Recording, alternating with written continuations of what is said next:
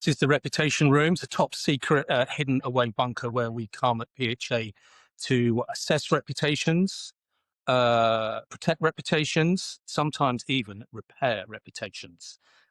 We bring a lot of different expertise to the table.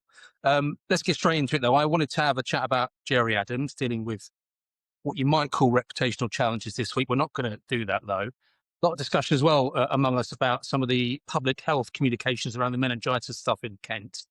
We're not going to do that either, though. We are going to talk, though, Tim, about Angela Rayner. She's got a big reputational repair job. She's definitely running, isn't she? What's the base she's starting from? Well, she's starting from a position where I think she's very popular with the left of the party. She's obviously on manoeuvres. She's talking about Keir Starmer running out of road, effectively. So she's setting the hairs, running really for that leadership challenge. I think the other question, though, is what is the reputation with the wider electorate? She's still facing tax issues, which are well documented. A housing secretary who hasn't paid their stamp duty, not a great look. It's one thing to be appealing to the electorate that is the Labour Party, to become leader of the party and therefore Prime Minister, but it's another to go to election with a reputation that, in my view, still needs to be rebuilt. Authenticity, Harry. I mean, she likes a cigarette, she likes a glass of white wine. Questions around how much tax she's paid or hasn't paid. She's dealing with that, though. But how much stock do you think we can place in her authenticity? And that will help her on the reputational rebuild. Yeah, I mean, it's a hugely important factor in politics these days, isn't it? I mean, you look at the Labour Party now, it's hardly a coalition of big beasts, is it? So we've got Starmer, who's likely on the way out. Personal politics? Well, I think it's undeniable. And, we've got Starmer, who's likely on the way out, probably after the May elections. And Rayner's probably looking around the party and going, I'm the answer to this. She's looking at Zach Polansky on the left. She's looking at Nigel Farage on the right. These people are surging high in the polls. Gordon Denton showed us that. And she's probably looking at that and going, I'm Labour's answer to that. I'm authentic. I can communicate with people. I've got a social first strategy. She's capable of taking the Labour Party by the horns and potentially leading it in a different direction. Sure, she has massive questions to ask about the tax affairs, to say the least. But I think if she can get past that, she sees herself as the answer to that authenticity problem that Labour really certainly has at the moment. I mean, short memories, though, isn't it? I mean, this was only a few months ago. And this would be a staggeringly quick return to the kind of front line, wouldn't it, if it was to be her? I think so. I mean, look, what is a reputation made of? It doesn't matter whether you're talking about a politician or a brand. A reputation is a mixture of capability and character. So capability, are you good at your job? Character, what are the kind of moral values that you have? How do people perceive you? Now, capability, as a minister, she would say that she drove through reforms to renting, housing reforms, showed she was up to the job.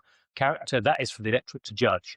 Does she have the right character to be leader? And it isn't just something that we see in politics. We see it in all sorts of wider brand issues. Look at M&S, for example, when they had that sort of huge cyber crisis.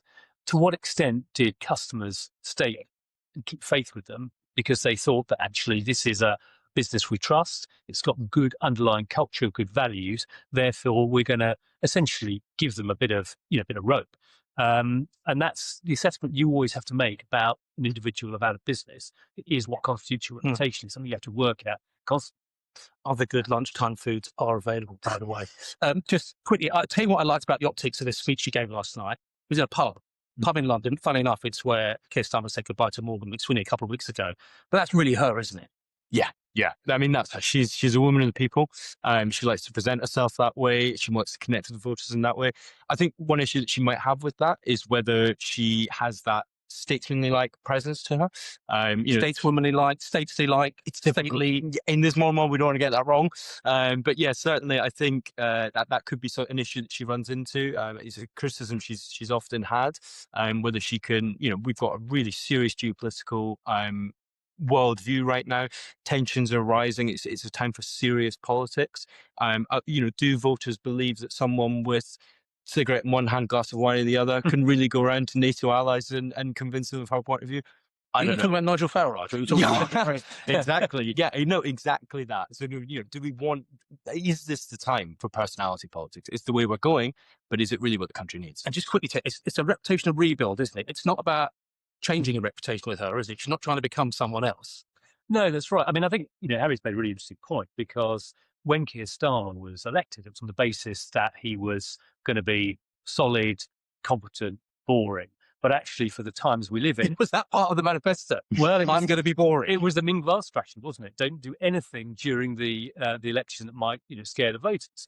And it might have seemed that for the times we're in, we want a serious-minded politician, and we want that, essentially boring. Angela Rayner is knocked up, but is she substantial enough? Is she heavyweight enough for the incredibly difficult times that we live in, with all sorts of global issues that we're facing? Will voters feel that she is the right person? So she's treading a line, really. She's wanting to really. The authenticity piece needs to come through, but she also needs to show that she has the substance, and that's a different conversation. Yeah, I think that's the most interesting kind of reputational case study for the week, actually. We'll get into Jerry Adams at another legally permissible time.